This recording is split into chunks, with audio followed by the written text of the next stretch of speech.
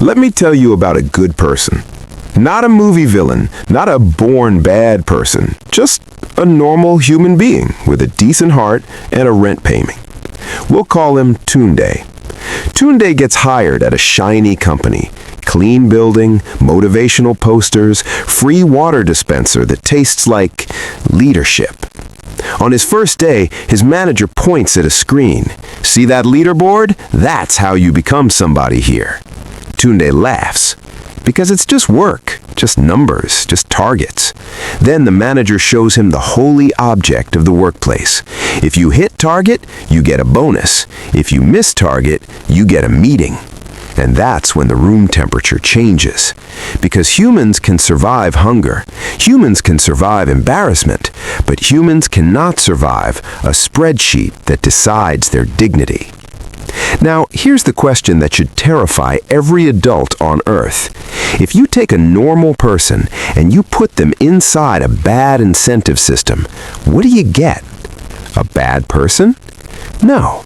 You get a normal person doing abnormal things and calling it normal.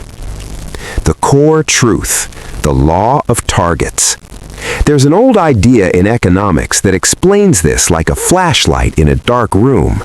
It's often summarized like this: when a measure becomes a target, it stops being a good measure. That's Goodhart's law, named after economist Charles Goodhart. And there's a darker twin, more explicit, more brutal. The more a quantitative indicator is used for decision-making, the more it will be corrupted, and the more it will corrupt the process it was meant to monitor. That's Campbell's law, from social scientist Donald Campbell. Translation? If you pay people for the number, don't be surprised when you start buying ryes shaped like numbers. Case Study 1. Fake accounts, real bonuses. Let's talk about a famous example, because this isn't theory, it's history. At Wells Fargo, employees opened unauthorized accounts for customers, accounts customers didn't ask for, so the sales numbers looked good. Regulators later tied these practices to sales targets and compensation incentives. The bank paid major penalties. Notice something. Most of those employees didn't wake up dreaming to become criminals. They woke up dreaming of not getting fired. The incentive didn't just reward performance, it redefined reality. Opening the account became helping the customer. Lying became meeting expectations. And conscience became a luxury item with no budget approval.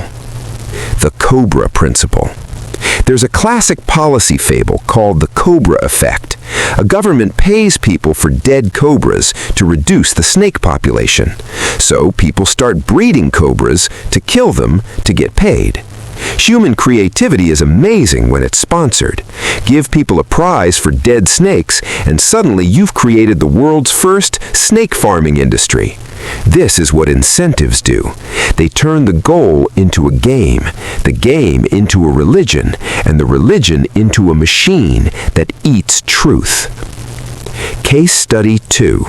Test scores and pressure. Now let's leave the bank and go somewhere sacred: children.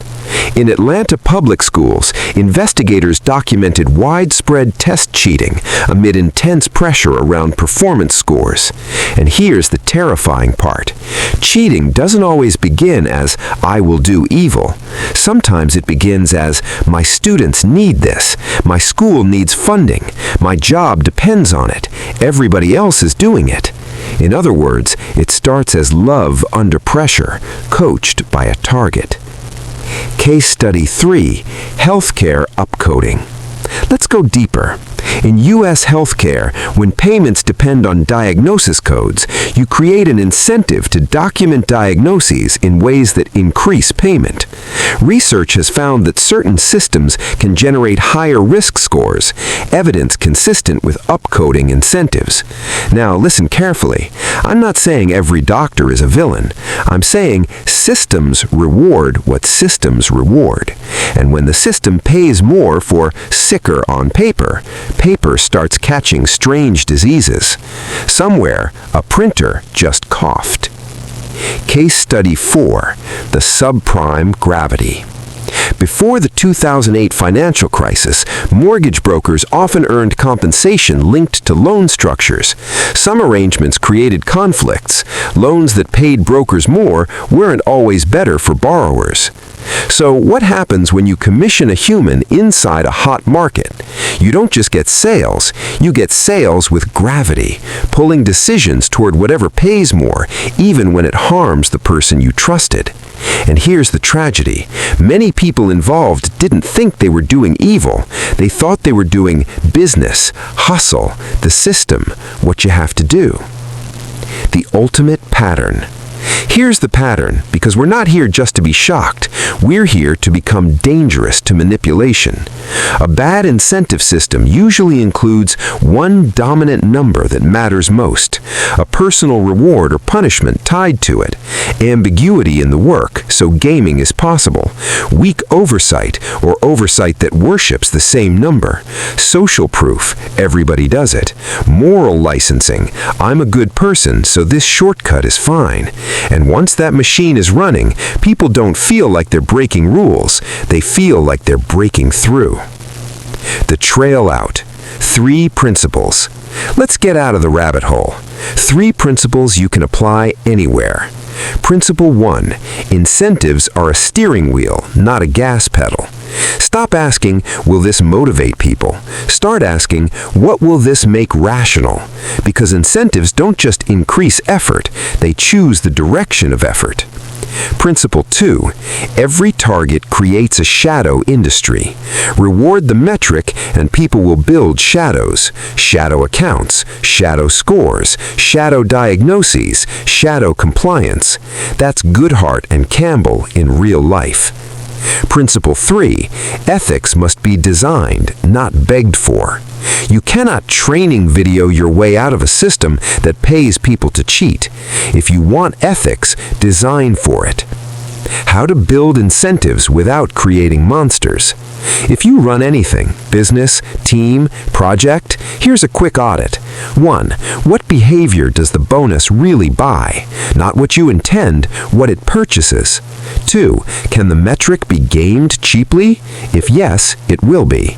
3. Are there counter metrics? Sales plus customer satisfaction, revenue plus complaint rates. 4. Is there a clawback?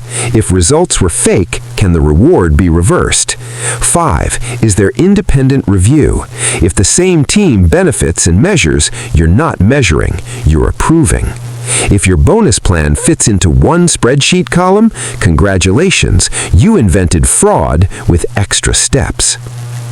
Tunde at the crossroads. Back to Tunde. He's at his desk. The leaderboard is glowing like an altar, and his manager is smiling like it's all normal. And Tunde has a choice. He can protect truth and risk pain, or protect the metric and call it winning. And here's the final revelation.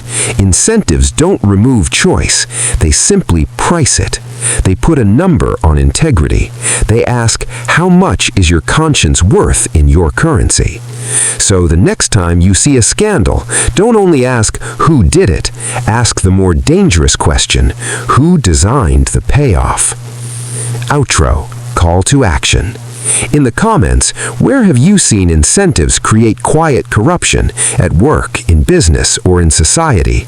And if you want part 2, I'll break down how to design incentive systems that drive performance without manufacturing lies. Like, subscribe, and share.